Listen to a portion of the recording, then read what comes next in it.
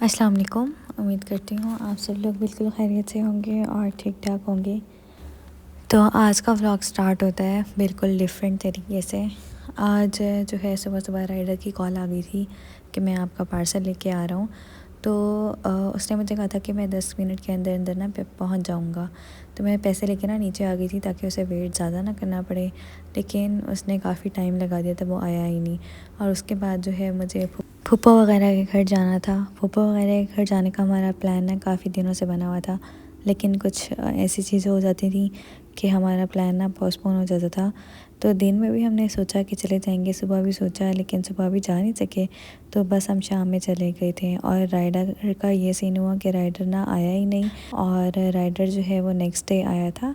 Next day फिर मैंने जो है उससे अपना पार्सल रिसीव किया था।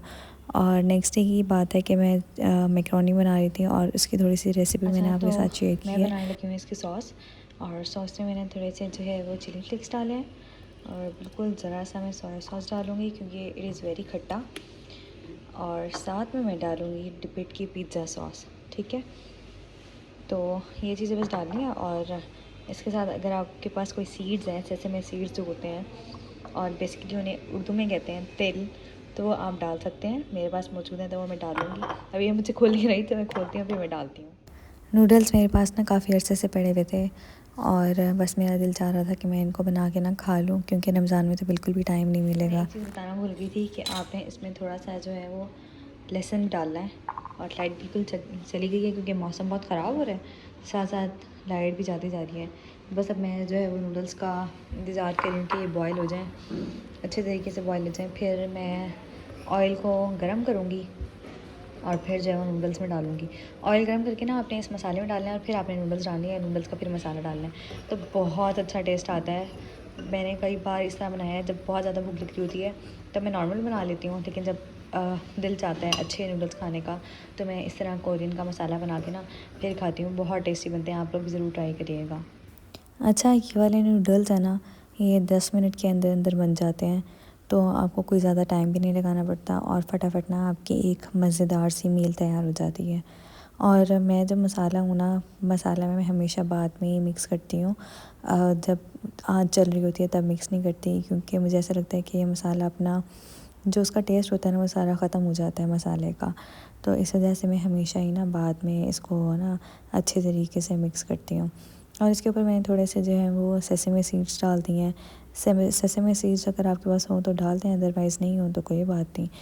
तो खैर राइडर आया था, और शुक्र मैं मना रही थी कि राइडर आ गया, और उसको मैंने फटाफट पैसे दिए और मैंने अपना पार्सल ले लिया। अच्छा, आजकल ना मुझे बड़ा शौक़ चढ़ा हुआ है कि मैं ना डिफ़रेंट डिफ़रेंट किस्म के ब्रांड्स ट्राई करूँ और डिफ़रेंट जगहों से ना चीज़ें मंगवाऊँ।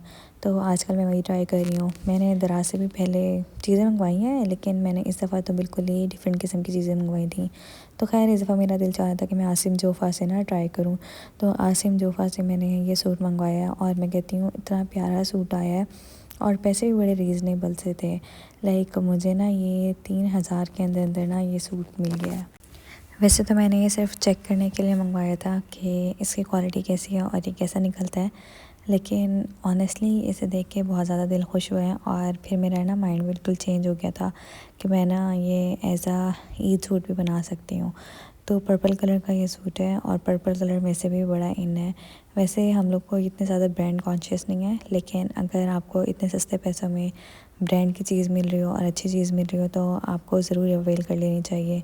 डीसी जो थी वो इसकी 200 रुपीज़ थी, लेकिन इस पे ना पहली दफ़ा ऐसा हुआ है कि आसिम जोफ़ा के कपड़ों पे सेल लगी हुई हो, तो इस पे सेल लगी हुई थी। और ये मुझे टोटल जो सारा मिला के पड़ा था ना वो 3120 रुपीज़ का पड़ा था। तो ट्राउज़र का कपड़ा अलग था, और बैक का कपड़ा जो है, ट्राउज़र और बाजू का कपड़ा अलग था, और साथ इसके जो है वो एम्ब्रॉयडर्ड गला था, और बैक के लिए पैच थी, और फ्रंट और बैक जो है ना वो दोनों ही सारे का सारा एम्ब्रॉयडर्ड था।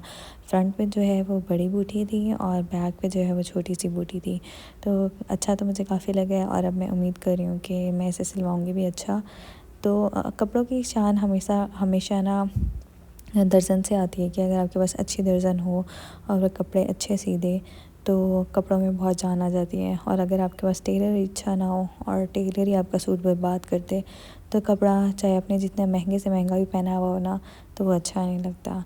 अच्छा, इसमें ना साथ साथ ना जो सितारा वर्क होता है ना, वो भी हुआ हुआ है, तो मुझे तो काफ़ी अच्छा लगा है। उम्मीद करती हूँ आपको भी अच्छा लगा होगा।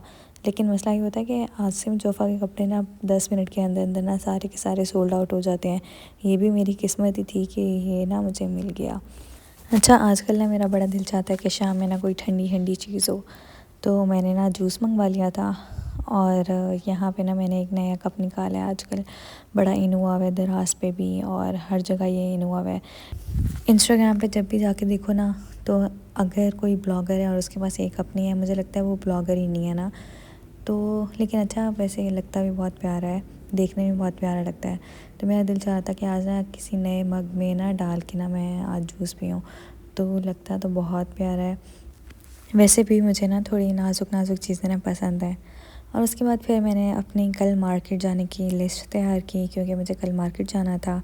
मौसम आजकल वैसे ख़राब ही चल रहा है, लेकिन फिर भी मुझे मार्केट जाना है, क्योंकि बस ईद आने वाली है और रमज़ान के भी मैंने कोई इतने ज़्यादा कपड़े नहीं लिए। फिर मुझे स्किन केयर की कुछ चीज़ें चाहिए थी, तो सारी की सारी चीज़ों की ना मैं अपनी लिस्ट बना रही थी एक ही बार, कि मुझे बार बार ना जाना पड़े।